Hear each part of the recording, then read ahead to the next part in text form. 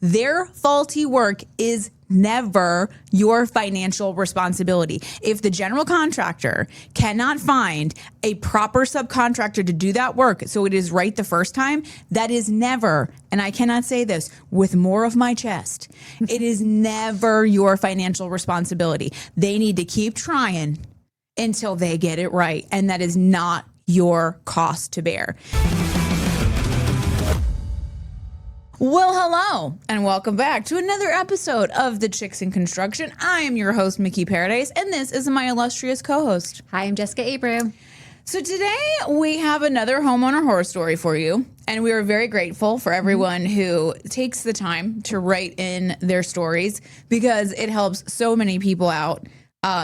Just to learn from other people's mistakes to help kind of spread the knowledge of like bad experiences. It helps us kind of point out areas that, maybe do something better. Maybe we could have just done something different in the future. I will be fair though to everybody watching. We're not going to shame you. We're not going to home renovation shame you. You don't know what you don't know. That's why we're doing the show, and that's why we're asking you to please write in and share either your homeowner horror stories, or if you know of somebody or of a story like in your local town, if you could share that. We can do some research and use that, because we have done a couple of stories that were in the news. And I'm not gonna lie to you, those ones palpitate the heart. Yeah, like they were bad. They were bad. I mean, they're all bad, but I'm talking like hundreds of thousands of dollars bad, which just feels like that's the next level. It's the next level. We hope that you never Yes. have to experience that. Ever. And that is the whole point of the show. We do have some new subscribers, so thank you very much for going to the channel, liking and subscribing. We appreciate you. Keep it up, guys. I can't stress enough the importance of how much I want to retire early. I know that none of you care, but you could help me out just by liking and subscribing. It's free. It is free. It's so funny when I hear influencers say that. I'm just like, doesn't everybody know that? Apparently they don't. Apparently you don't have to pay anything. Click that button. I was thinking about this on the way over. So we have an IT guy that manages like the computer, all the things, the interweb. Yeah, like the nonsense that I don't have time for. Right. And he sends me messages all the time of like scams that are happening and like things to watch out for with AI. And apparently it's like tax return scam time. Yes, because it's that time of year. Because people have money. And I'm first of all, I know that probably scammers aren't going to watch our podcast. So I'm probably just speaking into the void. But if your job is to just scam hardworking people out of their money, you're going to go straight to hell. Let's just call it like it is. They're not even in this country, most of them. You're going to go straight to hell, no matter whether you believe in it or not. And you're going to burn. And I just want you to know, get familiar with Satan. That's all I'm saying. So I bring this up because not only did the IT guy warn me about it, but I joke that Hector's cell phone number has to be on a bathroom stall somewhere in India, because it's always a very thick Indian accent. Oh my God. And this man, it must say like, for a good scam, call this number on a bathroom somewhere. Because he gets at least once a day. Like, and I'm talking like the real threatening ones where they're like, oh, a sheriff is on their way to your house I've gotten right that one now. before. I was like, really? I can't wait to see him. Is he cute? Hector he's like so used to it at this point that we're in the truck and he gets a call and he answers it. And I was like, first of all, why do you answer it? I never answer. I barely answer my phone when I know who it is. I never answer my phone. So I'm just like, why are you doing this nonsensical thing by answering a number you don't know? He's like, you never know who it could be. And I'm like, 90%, it's going to be somebody trying to scam you. So he answers the phone and the guy does the whole thing. He's like, you have unpaid. And it's like always taxes or something like it, something. And if you don't pay it, the sheriff's on your way to the house right now. And so he says to the guy, does the sheriff drink coffee? And it just throws the guy off so hard because he's like he's like trying to find words. He has no like, idea. This is not in the script. Yeah, he's like, oh crap, this isn't the generated response. And that guy's like, I don't know. And he was like, well, can you call him? Because obviously you have his number because he's on, you know that he's on his way to my house. Right. So can you call him and find out how he likes his coffee? Because I'm happy to just make him a fresh cup. And the guy, this is very serious. And Hector's like, oh, I'm sure it is. Yeah, no, very serious. Like, just find out. He's like, I take coffee very serious. Yeah. So please find out how he likes his coffee, and I'm happy to make him a cup. We don't want to ruin his day by giving him a cup of coffee with milk if he doesn't want milk. If he likes his coffee black, how dare I? Right. Is it 2 sugars? Is it 3? Is he a Splenda man? I need to know these things. Right. The guy gets so like, I don't know how many times Hector has been hung up on by a scammer, but I'm like, wow. Yeah. That's impressive. That is a skill. It is a skill. I saw on Instagram that people, when they call, they take their phone, and they see it's a scammer, and they put it on their counter, and they take a skillet pan, and they put it over it, and they answer it. And when the person says hello, they bang on it with a spoon. No. Do you know how loud that's going to be? I can only admit that's a good one. I was like, that's going to stop a lot of calls. That is a good one. I feel like it will either stop a lot of calls or they'll definitely write your phone number on the bathroom stall somewhere in not America. How dare and you're going to you. get a lot of spicy phone calls. I will say one of the times it was the tax one where there's like the sheriff was on his way. I'm like, listen, I'm not trying to like toot the horn, right? But like we own a pretty large business. We don't do our own taxes. Like TurboTax ain't handling my company. No, you hire a professional. We have like a team, a soccer team at least of like people who do our taxes. So like calling us and threatening the tax thing is like laughable because it's like, first of all, you have any idea how much money I pay in taxes? You're cute. Trust me, the IRS isn't throwing me in jail anytime soon because they're trying to get that money out of me. So I'm like going, I really like lean into it with this one guy, and he's like, he's going hard. And then finally I was like, so if, you know, this is the way that you make your money, you know, like, is this how you want your kids? You want your kids to grow up and like scam people? I just start like really shaming him. I am thumbs downing him over the phone. I'm just like laying it on thick. Next thing I know, he's calling me a dog and a beggar. Apparently in India, these are very sick burns. Oh, it's probably like the C word. Oh, it's the C word. It's all the words. A dog and a beggar is like, there's nothing more insulting. And I was like, first of all, I love dogs. So I was like, sir, if you're going to call Americans and insult them, you should probably do a little bit of research on how to actually do that. ChatGPT, what are some good insults? Source OpenAI, sir. He hung up the phone on me. So I felt like, well. So the point of this chickie chat, my friends, is to just be vigilant. Please never give don't pay anybody if you have not confirmed from like a third party. And a sheriff, they don't call you to tell you he's coming. He just shows up. Show up. And also, not that he's ever shown up at my house, but like that's how it works on TV. Had any. So. Yeah.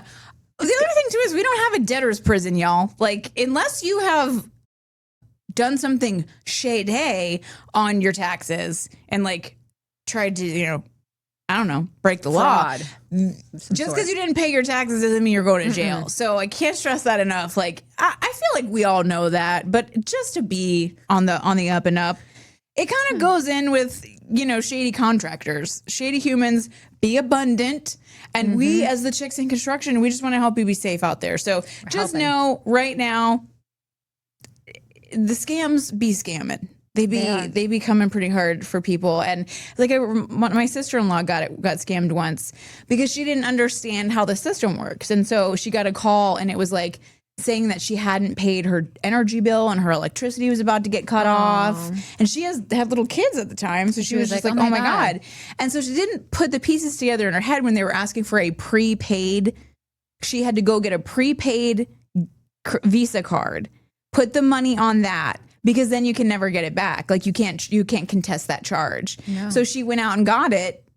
And it was, what sucked is like, it was $300, but like for her, that was like a lot money to feed her kids with. Right. So it was a really big deal. And so if it feels shady, it probably is shady. So we just want to protect you. We want to help you help yourself. There we are. So today we have a Homeowner Horror Story, coming in from South Carolina. South Cac. Yes. One state away. Uno state. A little bit warmer down there. It is just a slight bit. North Carolina and South Carolina are essentially the same size, but North Carolina has twice the population as South Carolina does. Yeah. Yeah. Wrap your head around that if you can. Well, we have bigger cities, I guess. I guess I don't know what it is. I'm like, people are just like, yeah, North Carolina. And I'm like, people keep moving here. I might be in South Carolina. I might just move across the border. Bye. So this poor woman, she says, I don't even know where to start without my blood pressure going up a little. And that's always I literally, when she sent that in, I stopped what I was doing to read it because I was like, you started talking about blood pressure, I'm locked in. I mean, I want to hear because I know about the blood pressure. I know when I can feel the pulse on my forehead, we're on the cusp of a heart attack. That is not good. No, it's not good. Listen, Jess, I'm doing the best I can. I I do be feeling the heartbeat in the forehead sometimes, and you can see the vein, like it starts bulging, and I'm like, oh, cool, great, this is probably fine. It's normal. It's normal. It's totally fine. We're doing great. Yeah. We live in South Carolina. Our kitchen was straight out of the early 2000s. Yes. Which sadly, when I first read that, I was like, that's not that old. And I was like, oh. Yeah, I was like, I graduated high school that year. Yeah, so did I. Yeah. And so I was like, cool. I was like, I should have had my 25-year reunion last year. Nobody organized it, so I guess we don't care. Oh, that makes me happy to hear it's not just my school. My school be doing these reunions at, like, parks. I'm like, honey child, I'm not getting on a flight to sit in a park and eat Sonny's barbecue. And if you live in Florida, you know. And it's hot in Florida. It is. I don't know what they're thinking, but I'm like, I'm not catching a flight to sit in a park and eat barbecue. I could do that here. Yeah, I don't know if I just wasn't invited or they just didn't have one. Either way, I'm okay with it. You can imagine the level of jerk I was in high school. It was high. So I wouldn't be surprised if I wasn't invited. I was even quieter than I am now. Oh, no. You're fine. I was the whole problem. Yeah. I can see that. Yeah, 100%. It's not surprising at all. You're like, yeah, you being the problem? Shocker. Sorry about that. We're going to get back on track. So we're early 2000s with honey oak cabinets, laminate counters. Oh, yeah. Fluorescent light. Oh, here we go. Light box. It functioned, but barely. We saved for years to redo it. It wasn't some impulsive project. This was we worked hard for this project. Ooh. Which, we all work really hard. So when you're saving that money for something special that you want, squirreling the money away. You're like not doing trips because you just want this kitchen so hard. Like not eating out. All right. We get it.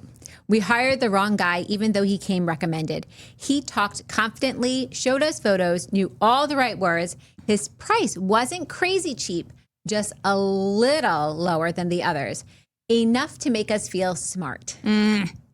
See, again, and somebody said before, we've had another story where they said that the guy was like saying all the right things. This has happened in, I'm going to say all but 2 or 3 of our Homeowner Horror Stories. Like this is almost like, but it's like, how do we advise you? The renovator, right? Like, what do we say? Like, don't trust somebody who's confident. Like, I mean, you want him to be confident, and like he's peacocking because I think it was the last Homeowner Horror Story, and she kind of talked about how like he said all the right things and he was so confident. But honestly, this has come up in multiple Homeowner Horror Stories. So let's not take confidence as this is a person to go with. Yeah. It's great that they are, but there needs to be other levels of checking on them. Yeah. I remember thinking this feels right. It wasn't. Oh. The demo started and I was excited, like giddy. I took before pictures. I sent updates to my friends. I could see it coming together in my head. Then the disappearing act started. He wouldn't show up when he said he would. Workers would come late. Materials wouldn't be ordered. If I didn't text, nothing moved. I'm not exaggerating when I say I was managing the schedule from my phone while trying to live my normal life. Which is why are you paying for a licensed general contractor if you're managing the job? Like, right. They should be the ones telling you who's going to be showing up or what's going to be happening or something. At one point, I had a running notes app list titled Things He Forgot. Oh my God. I love how organized she is. I'm like, She's like, hold on, let me check my notes of all the stuff you forgot because you're the worst. because you're the worst. And then you can cross it off. Oh, he fixed this now. And it was long. Oh, man. The budget, gone. Every week was something new. And it was never presented like a mistake. It was always presented like, this is just how it goes.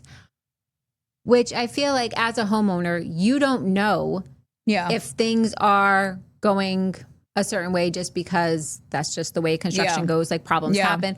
Or when it's a shady contractor who's just effing up every single time. And we've talked about this because there is a difference between having a contingency and because you just don't know, especially if your house is 20 something years old, you have no idea what you're going to find when you open up, you know, the drywall and you're looking at the plumbing and there's always rot. Like there's always something there's always water damage somewhere. So like any good contractor is going to build in a contingency. So like, I feel like one of the things that you can do as a homeowner when you're negotiating with a general contractor is specifically asking how much of this budget is the contingency? Is there a $2,000 contingency, a $5,000? Like how much are you planning in this number for a mistake? Because if the answer is none, then I'm sorry, that's not an experienced renovator because there's never nothing. Never. Like I've had friends who had brand new homes that like they have more money, you know, than me, if we just put it that way. And they bought a new house and they wanted to change like 5 or 6 things in this house. And so it was like, I'm just like, I'm sorry, you just spent $1 million and you're going to spend it like, okay. Why didn't you just tell them when they were I'm like, what it? industry are you in? Maybe I can get into that. Are you hiring? It's like, clearly you're not doing drywall. So, and they have brand new houses. I'm talking, they haven't even moved into them yet. They brought in people to renovate things or to change a tile or whatever. And there was problems. Like, so to say that you have a 26-year-old house and you're going to open that up and not expect any kind of problems, that is just a wildly inexperienced general contractor. So I would think like one way that people can fight against this or like protect themselves against this is to specifically ask the general contractors, all of the ones that you're interviewing, okay, and what's your contingency policy? How much money do you build into the budget for contingency? Right.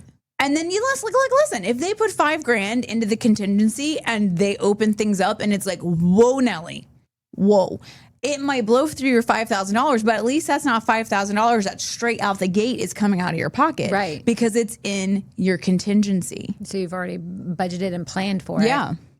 And like, you have to bring things up to code too, right? Yes. If you move things. So like electrical codes, I know, like change every few years. So if your house is 20-year-old, you're going to have to the building codes change every couple of years too. So like, I actually had a cousin who, listen, he does renovations, but it takes him his whole life, like multiple years. And so he got a permit to do this renovation and it took him so long that his permit had expired. So then when he went back to renew the permit, the building code had changed.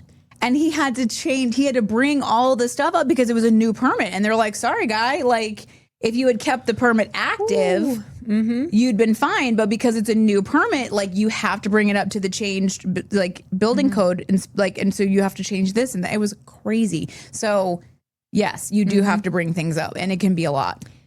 But side note to that, your general contractor should know that. So if you've got a house that's 20, 30 years old and you want to do a kitchen renovation and your general contractor's not talking about, okay, well, you know, the code has changed since this house was built and we're going to probably have to upgrade this and we're going to probably have to upgrade that. And they're not talking about those building code changes, flag on the play.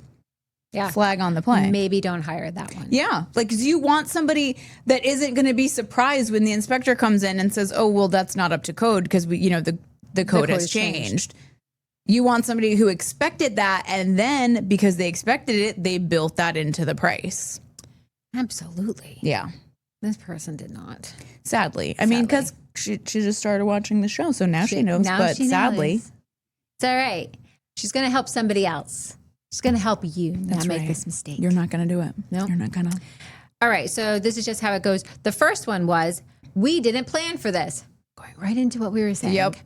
Apparently, when they removed the old cabinets, they discovered the drywall behind them wasn't in good shape, which, okay, it's an older home. That didn't shock me. But what did shock me was that there was no contingency plan, no conversation ahead of time like, if we open this up and there's damage, here's how we handle it. Yeah. So Yeah. exactly what we were saying. Yeah. She knows now. Yeah. Instead it was like, yeah, we'll need to redo this whole section. That'll be another $2,800 in a text. Oh, look good for him. What great communication skills. Yes, a text. Then came, this will cost a little more. The little more, and she has quotes all over. Like I can feel her, like her blood pressure. We can feel it. the vein in her head It's throbbing going up and up with every quote. Every quote that's there. Oh my gosh. The little more was never little. The tile install was suddenly more expensive because the floor wasn't level enough. The vent hood required extra ductwork. The island needed additional support that somehow wasn't accounted for in the original estimate. And the frustrating part, as if none of that was frustrating, Right. it felt less like surprises and more like poor planning. Yeah. And poor estimating and poor, like, a lack of understanding. Like, he probably didn't realize that that island was going to require additional, like, structural support underneath their kitchen.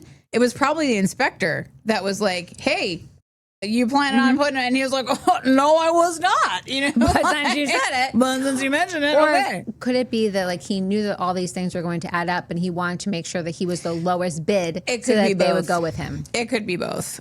And that's where, like, asking these questions, like, what's your contingency plan? Like, what? And I think it's like, this one for me is not a question. It's a statement, right? Like, to be clear, sir, if you fail something, I am not paying for it. That was in the last Homeowner Horror Story. That is still bothering me to this day. So I think it was 2 or 3 times they failed an inspection because they did the work improperly and the inspector failed it. And they charged her, not the re-inspection fee, but for the faulty work. Y'all, look at me right now. Look at me. Look at me. Look at me right now. Absolutely not. Absolutely not. You pay for that one time. If it takes them 5 times, you pay for it 1 time. And then you find a new contractor. And then for you taking 5 immediately times. find a new contractor. Like, absolutely not. Their faulty work is never your financial responsibility. If the general contractor cannot find a proper subcontractor to do that work so it is right the first time, that is never, and I cannot say this with more of my chest, it is never your financial responsibility. They need to keep trying until they get it right. And that is not your cost to bear. Now, you know, a contingency is really important. So asking questions like, what's the contingency plan? But stating with your whole chest, if you fail an inspection, any work that needs to be done for you to fix that failure is on you, sir or ma'am. It is not on me. And be very clear about that. Honestly, make sure that that is in your contract, because I can't imagine the world where I go mess somebody's drywall up and then I go back to them and say, oh, well, if you want me to fix it, it's going to cost this. you extra. My clients would be like, we will make sure you never work again. You know, like, that is not a thing. Yeah. And it's one of those things where homeowners, we don't know. If you don't know and you just think, okay, and like to that lady's point, she was like, I was afraid that they would just leave. Here's the thing. In every story we have told, that would have been the best thing that happened to that lady, because it was right out the gate. It was right out the gate they came in and did that to her a couple of times. If she had just been like, you know what, actually get out of my house, it'd have been the best thing that ever happened to her. Right. So if somebody is coming to you and saying, oh, we failed an inspection and it's going to cost you X amount of dollars to fix it, oh, pack your things up and leave. Like, and give me back my money. yeah, it's not even a conversation. And I know that it feels really overwhelming because you're like in this situation, her bathroom was completely tore up and she's like, I'm living at my parents' house. I only had the one bathroom. She felt like she had, but at the end of the day, she still had to fire him anyway. So it's like, do it now or do it later. Like, do it before it costs you 50 grand or do it after it costs you 50 grand. But like when you find yourself in that pickle, it's not going, well, no, it's not. I'm so sorry. It is not. Sorry, we went on a tangent there. We're rolling it back in. Side quest. I felt like poor planning. Then the one that really made my eyes twitch. Okay, listen. Prices went up. Oh yeah, the prices went up. When she wrote that, I immediately did anybody watch the movie French Kiss? I know Jess didn't. No. Because she didn't watch movies. I don't watch movies. But the French Kiss, it was like Meg Ryan. I can't remember the actor, the male actor's name, but he played a Frenchman. And he was like, every time you come around, it makes my ass twitch. And when I saw the accent for me. When I read the my eye twitching, I immediately said, my ass twitch. Sorry. I don't know, guys. Nobody knows what's wrong with me. We're still trying to figure it out. We're trying to figure it out. We'll never will. No. The cabinets were delayed, and when they finally arrived, we were told the supplier had increased pricing and we have to cover the difference. Okay, that's also not a thing. So a supplier will not ship your cabinets until they have been paid. So they're not going to arrive to your house and there be a oopsie whoopsie additional cost. Like they don't ship those cabinets until they have been paid. They don't ship, especially for renovation work. Like maybe if your builder has a really good relationship with a supplier, they will ship and have like a 30-day payment terms. But in a renovation, no cabinet company in the history of cabinet companies is shipping cabinets that have not been paid for. No, because they want to make sure they get their money. Because unlike so many homeowners, they've been doing this for a long time and they understand how shady renovation contractors are. And they're just like, nope, you're going to pay us first because we're not going to be the ones trying to collect money from you bums. Nope, we're not going to go after you. Yeah. So don't. If they get delivered, they've been paid for. Then that's the price you paid is the price that was paid. I remember thinking, but we already signed a contract. How is this my responsibility? There was always a reason, always an explanation, and always an invoice attached to it. This guy just saw her and was like, money, money, money. Money, money, money. And then the classic, the city requires it. Suddenly, we needed additional electrical work to meet updated code. Suddenly, the spacing on the outlets wasn't right. Suddenly, the inspector wanted a different type of breaker. And I kept wondering, shouldn't you have known that? 100%. Isn't that your job? Literally, it's your only job. If you're licensed, you have to get continuing ed credits and learn about all the changes, right? I mean, we do here in North Carolina, so we have to, every time there's code changes, we have to take classes on it, and we are required to take 8 hours of continuing education every year to be able to renew our licensing. So, yes. Yeah. Yes. Yeah. Definitely should have known. It felt like we were paying for his learning curve. That is the worst feeling ever. It just being like, why am I paying you? Yeah. Why? No. I could have paid a handyman down the street. Every one of these moments came with this subtle pressure.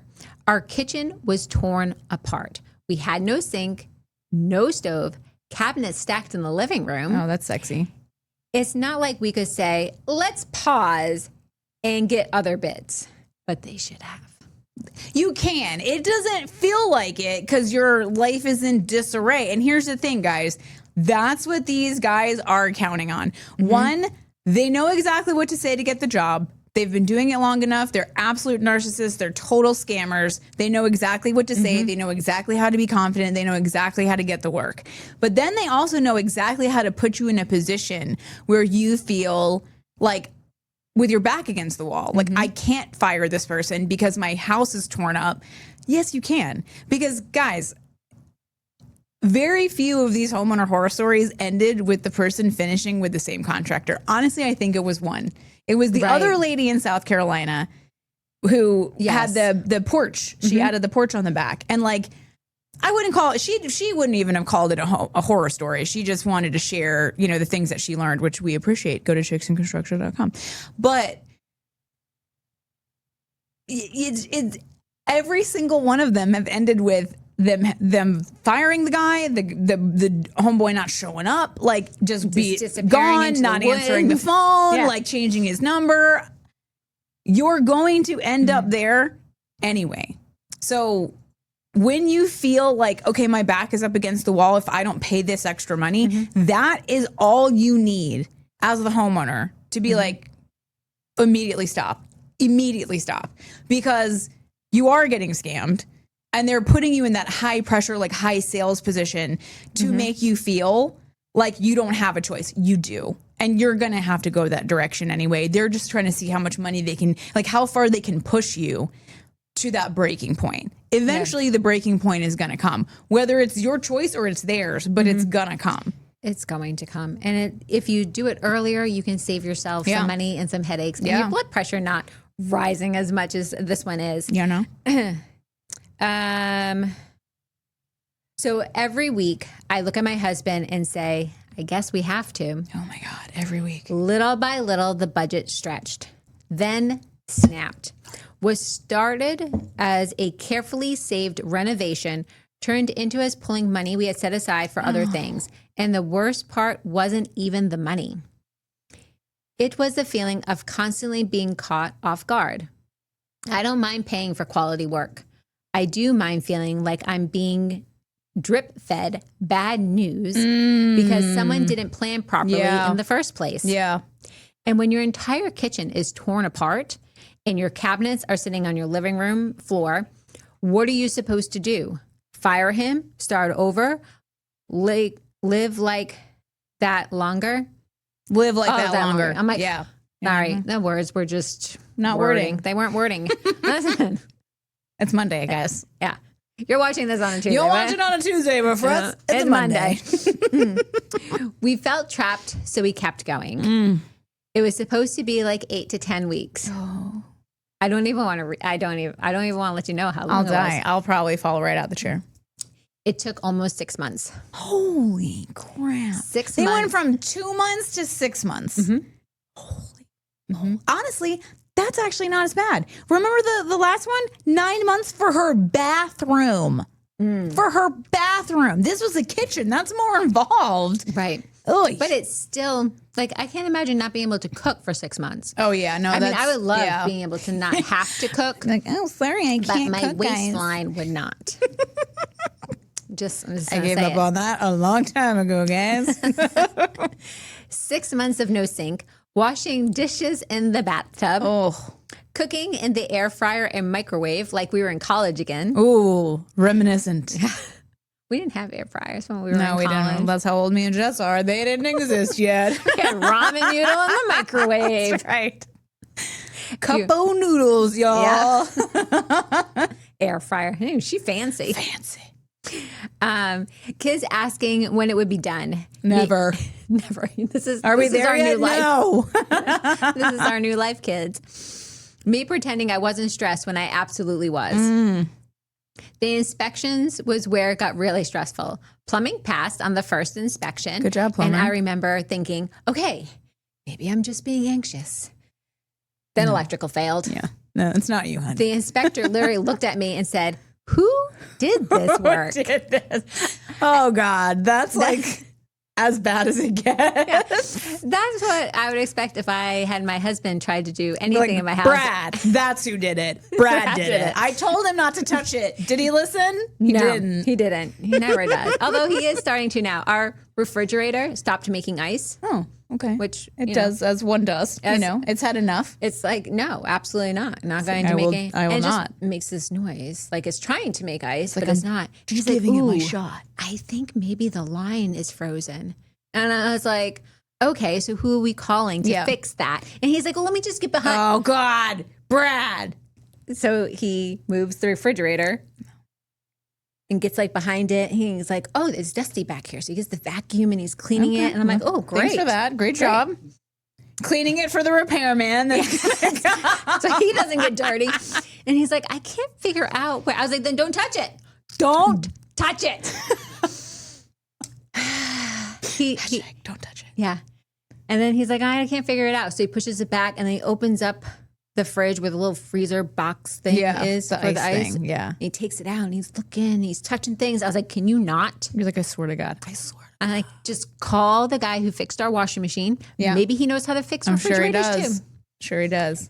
So he texted him. He's coming this week. And I was like, just don't. You're like, I swear to God, Brett, if I come home to our house flooded because you decided to thaw out the ice line, I swear to God. Like, this is above our pay grade. Okay. There are things that we can do. This is not. This is not it. This is not it. Like, guys, if it involves water and you're not a plumber, please don't. Like, I cannot stress this enough. No. Water, whilst we need it to fuel our bodies, can be the devil's work inside a house. Like, oh my God, the levels. It's just terrible. Please don't. Please don't. No. So yes, he listened to me and we went and bought a bag of ice because we don't have ice cube trays. So look at you guys. I don't even use that much ice. My husband has to have the water freezing, like Arctic. I take a sip and my teeth hurt. Oh God. Like I don't like that, but he's made my kids both like it too, like that. So now I'm perfectly fine just getting the water from the fridge. It's chilly, but it's not crisp. Yeah, my kids are like, oh, Mom, my water's not cold enough for me to drink. I'm like, okay, listen. When you grow up on the streets, the water is the water, and you drink it. This is how you're going to drink it. You're like, it's not out of the puddle. I'm doing good today. First world problems. My water isn't cold enough, Mom. My water's not cold. You better tell them not to pull that stuff when I'm watching them. Because I'll be like, I'll boil that water. I will have all their stuff filled. I will put that water on a stove and boil it and make you drink it. Jess is like, I'm regretting asking you to watch my kids. I'm like, now. I thought you were going to say I was going to fill it from the bathtub. But if you boil it, it's fine. It's fine. And kill all the germs. That's right. Sorry. All right. Side quest. So the inspector said, who did this work? That's when I started to feel that pit in my stomach. Wires weren't done correctly. Things weren't up to code. We had to reopen parts of the wall that were already closed. More time, more money. Not your money. Not your money, you guys. If they did the work improperly, 0% of that comes out of your pocket. And think about the world that you live in. Like, whatever job you have, whatever career you have, whatever it is, this is a universal thing. If you didn't break it, you don't pay for it. Like, I can't imagine in what world that is a thing. But this is a reoccurring theme in Homeowner Horror Stories, where they do something improper. You paid for the electrical work to be done. You're paying for that one time. You're not paying for that 3 times. You're not paying for that twice. You're paying for that once. And as many times as it takes them is as many times as it takes them. But again, you're paying for it once. From now on, we are not paying for rework. We are not paying for that, the homeowners. That is the job of the general contractor, and that should be in his personal contingency plan. So, and that should be like with his subs. Like if he subcontracted out, then his sub can go after come back and fix it. Like that's just and here's the thing: if we mess up drywall, like here's a perfect example. Every once in a while, when we're installing drywall, a wire will get pinched. Like it will get in between the drywall and the wall and it will get pinched, or they'll put a screw through something. It happens. And so the plumber or the electrician or whoever it is that we, damaged the thing has to come out. They cut a hole. Now, listen, I normally get pretty spicy about cutting holes, but when it's my guys that did the damage, like that's on me. I don't get to mess it up, then bill somebody to fix the hole. That's not how that works. Not in any arena of construction. The subcontractor will come back and fix my faulty work at no cost to anyone but me. That's why when you have that level of accountability, do it right the first time, or it's going to cost you money, not me money. You'd be surprised at how quickly people figure out how to do their jobs. But if they think they can get 3 or 4 goes out of you, we're just going to keep messing this up until Right. Because they'll keep paying for it. You're just a blank check at that point. And if somebody doesn't have integrity, that's not going to end well for you. So we're stopping that right now. Y'all, we don't pay contractors for messed up work. If they messed it up, they fix it. Period. End of story. Period. Okay, continue. Period.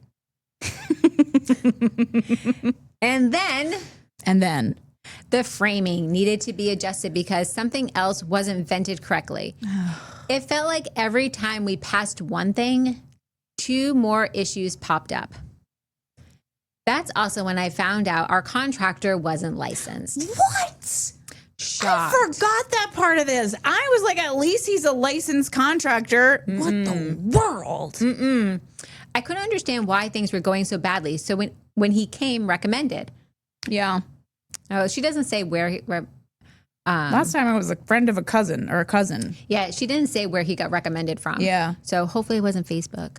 I was telling a friend about it and she said, sounds like he's a crook.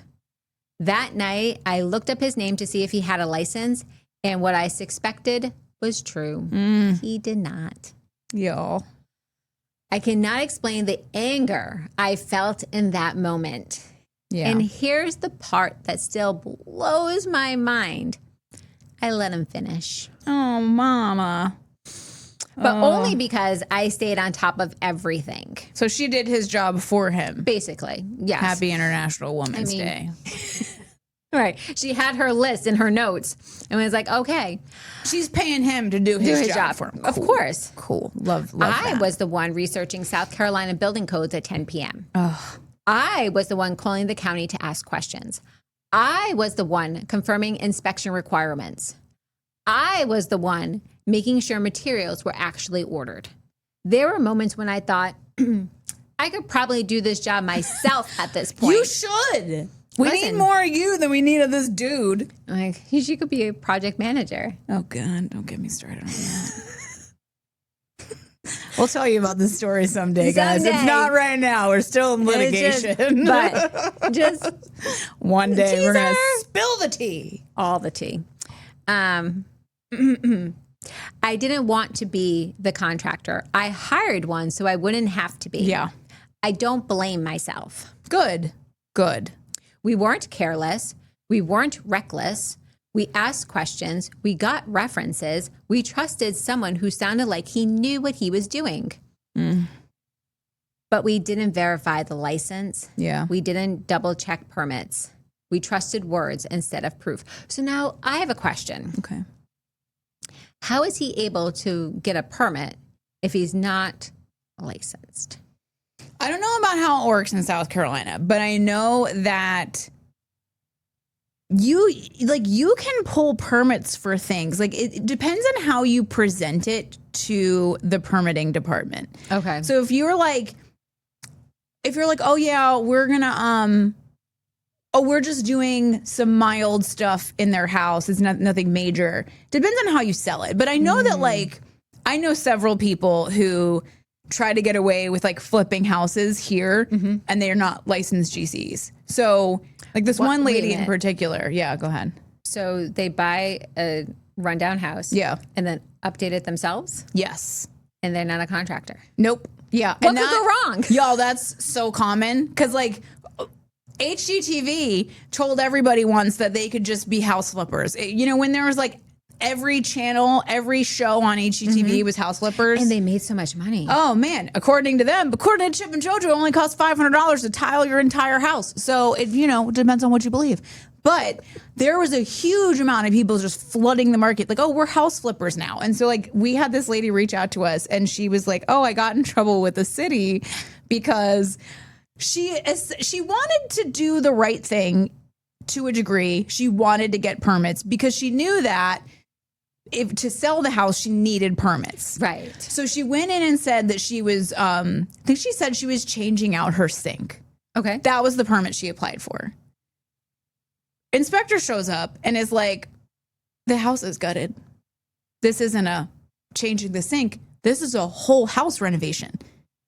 And well, why would she let him in when she had the whole house she gutted? thought, I don't know what she thought. I just think she thought the inspector was going to be dumb and just be like, all right, plumbing looks great for the new sink. Have a great day. And he was like, for only ma'am, absolutely not. He was like, you need a general contractor. This is a complete renovation of this house. Like it was gutted. Like all the drywall was down. People it was crazy. are wild. Yeah, they're wild. So like she was smart enough to know that she needed the permit in order to sell the house, but just like didn't care enough to like, I'm going to go and like get my general contractor's license. Cause like, listen, not everybody can pass that test. So she was just like, nah, it's fine. It's going to be great. We'll just do it this way. It wasn't. Now, did she keep flipping houses? She did. So like, you know, when you're buying a house that's been renovated, make sure everything that is inspected, please, unless you're in Chatham County. And then it's just like, whatever. See our Homeowner Horror Stories 2 episodes ago. It'll change you. It'll change your whole life. Change everything. It will. We trusted words instead of proof. That part still frustrates me because like that's like you could have done something about that. Yeah. So I get that because like you can't change what you did. Yeah. The kitchen is beautiful now. If you walked into my house today, you'd have no idea what it took to get there. But I know. She knows. And if I go back, I wouldn't change the design. I wouldn't change the layout. I would change who we hired because no homeowner should have to become an expert in construction just to survive their own renovation. There it is. And then she says, thank you. Love the show and wish we had this before we started our kitchen renovation. We are now a cautionary tale and hope to help someone else from becoming one too. My God, today. Okay. So I've been thinking about this. We had a couple episodes ago a situation where this homeowner did everything right. And it was a brand new build. And he did everything that we tell you guys to do. All the things. And he still ended up on the wrong side of things. But I've been thinking about this, and here's my thoughts. As we know, you can do everything right and things still not work out. What the chances are of that are a lot smaller than if you don't take the steps, like if you don't do the research. So like, can I guarantee you that if you research the contractor and you make sure they don't have judgments against them and you see their previous work and you talk to past people, can I guarantee you that you're going to have a great experience? No, obviously I can't. I wish I could, but I can't. However, every single story that we get is, oh, I didn't check if they were licensed. And we know of someone claiming to be a licensed general contractor that if you go to their website, you can click on a link that shows their license number and it is not valid. And they're still actively promoting that on their website. So it's not just, did somebody present me with their license? Did I check that the license was active? Because this person just redid their website and they still have that link to that license that is not active on their website. And I'm going to let y'all know right now, I actually tried to report this person. North Carolina Licensing General Contracting License Board could care less that she is presenting herself as a licensed general contractor when she is not. So unfortunately, it really falls on us, the homeowners, to make sure that we are deep diving. Like, take the license that they give you and go check that number with the licensing board in your state. Making sure that it's active, checking to see with the Secretary of State for your state if their company is active with the Secretary of State, if they have a legitimate company, if it's active. So can't you? I think that most of them too, you can put their name, not the company name, but like their name in and see like how many businesses they have. Yes. So that's the other thing. Like that's the other part of like checking to see, has somebody started 3 different companies that are like the names are very familiar sounding, like they sound just like the other. Like there's just a few words in different places. Where they just add a little word. It's fine. That's suspicious, is it not? Like, why would you have 3 different companies, almost the exact same names that are in the same industry, if there wasn't something sus about that? Because, like, listen, you can, when I first went into business, I was 22 years old. I didn't know what I didn't know. So there was one time where our company got dissolved by the Secretary of State because I forgot to file an annual report. Yeah, it happens. Was it a pain in the butt? It was. I had to go and I had to get it reinstated. I didn't start another company, y'all. Like, I went out and just did the work that I needed to do with the Secretary of State to get it fixed. And it's not that hard. It's not that hard. They tell you exactly what to do. If you're just like, oh no, we started another company, and that's their excuse. Oh yeah, we forgot to file a report. Okay, get it undissolved. It's possible. So doing that kind of research and looking for things that are weird, like, I think if we've learned anything over the last 2 years, it's that checking to see whether somebody has judgments against them is one of, I feel like, the biggest ways that you can prevent yourself from ending up in the situation. But why does it matter if they're licensed or not? Because I feel like, and this doesn't go for everybody, right? If somebody's gone far enough to get their license, to do the right thing, you're more than likely, not guaranteed, but you're more than likely going to have a better experience because they took that step. Like, they understood the importance of being licensed, and they studied, and they took, it's a 5.5 hour test, y'all. Like, that's like, you're committing to, like, this matters and this is important. Right. So more than likely that's you're going to have some integrity. Right. With a higher level of integrity because they had enough integrity to study, to take the test, to be doing things the right way. Is it a guarantee? No. But checking to make sure that license is real and also active, not just that it exists, but it is current and active. Those are 2 steps to, like, weed out the people that aren't acting with integrity, that are lying about being licensed, that are lying about being eligible to do the work in your home. So between that and absolutely not paying for rework, like, I can't stress that one enough. Like, that to me just completely and totally blows my mind. But yeah, like, unfortunately, I think just the way that it shakes out is no recommendation is safe. Like, we've had so many stories and it was like, oh, this is a really good, I have recommended people that screwed over the people that I recommended them to. You can't trust a recommendation. People are going to do, if something changes in their life, they could have at one point had integrity and then all of a sudden not so much anymore. Like, things change, people change. You have to do that research. You have to get on the intrawebs and have your Chat GPT, your AI assistant, if you will, help you do a deep dive. We're not sponsored by OpenAI, but listen, we're available. Because it's so much. It's so much. And there's so much stuff that every single story is like, if I had only looked. Every single story. It's like he said he was licensed. And then when everything started to go bad, then I looked into it, and it turns out he wasn't. Licensed and insured. Yes, and insured. Now, again, is a license going to guarantee a great experience? Is insurance going to guarantee a great experience? No. But if somebody's gone so far as to have a license and they've gone so far as to have the right insurance, you're better off there than with somebody who doesn't think that stuff matters, because they don't think in that case that integrity matters. They don't think that doing things the right way matters. Do you really want somebody who doesn't think it's important to get a license to do your plumbing? Or how about the electrical that could set your whole house on fire? Like, nah, we're not about that life, y'all. We're not about it. So thank you so much. I don't think she even shared her name, but thank you so much, delightful watcher or listener from South Carolina, for sharing your Homeowner Horror Story. And listen, if you guys have had a similar experience or you know someone who has, we would love to hear from you. So if you go to chicksandconstruction.com, you can just scroll down. There's a little form. You can fill it out. And we'd be happy to share your experience so that other people can learn from your experience, because learning the hard way is in fact overrated. It is. So where can they find us on the socials? On the socials. So Facebook, Instagram, and LinkedIn is at Chicks and Construction Podcast. On TikTok, it's at Chicks and Construction. And listen, we be blowing up on the talk, so check us out.